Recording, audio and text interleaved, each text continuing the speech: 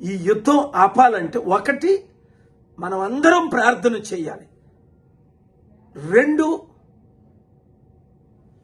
దీనిని అసలు నేను చెప్పకూడదని ఇప్పుడు మీరేం చేయాలన్నది కూడా నేను చెప్పకూడదు, ప్రార్థన తప్ప.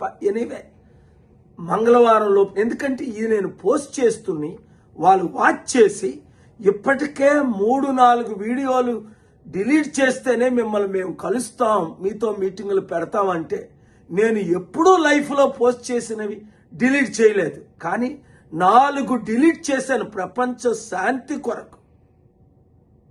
కనుక దయచేసి ప్రార్థించండి. ఎందుకంటే ఒక ఆయన పెద్ద ఆయన నన్ను ఇంటర్వ్యూ చేసిన ఆయన ఇప్పుడే అన్నారు, సార్ మీరు తెలుగులో పెట్టండి, ఎందుకంటే 15 కోట్ల తెలుగు ప్రజలను రీచ్ అవ్వాలి, వారు ప్రార్థించాలి అంటే మీరు నోరిప్పి మాట్లాడాలి.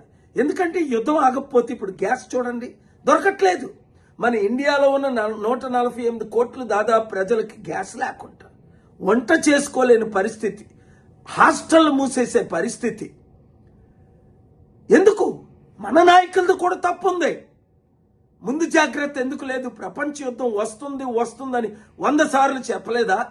ఇప్పుడు నేను మాట్లాడిన సత్యం అని రుజువు అవ్వలేదా? మన నాయకులు వాళ్ళ కుటుంబాలకి వాళ్ళకి కావలసినంత అనేక సంవత్సరాలకు కావలసినంత రాబడి ఆదాయం ఉంది, సంవత్సరం కావలసినంత సదుపాయాలు ఉంచుకున్నారు. సాధారణ ప్రజలు మన కొరకు పట్టించుకునేవాడు లేడు. దేవుని తీర్పు వాళ్ళ మీద వస్తుంది. మీరు కూడా ఇలాంటి దొంగ రాజకీయ నాయకులు ఎన్నుకున్నందుకు మీరు సఫర్ అవుతున్నారు. ఇప్పటికైనా మార్పు తీసుకురండి. మంచి నాయకులు ఎన్నుకోవాలి అంటే మార్పు రావాలి. ఆ మార్పు మనమే తేవాలి. కలిసి పనిచేద్దాం. ఈ వీడియో అందరికీ షేర్ చేయండి.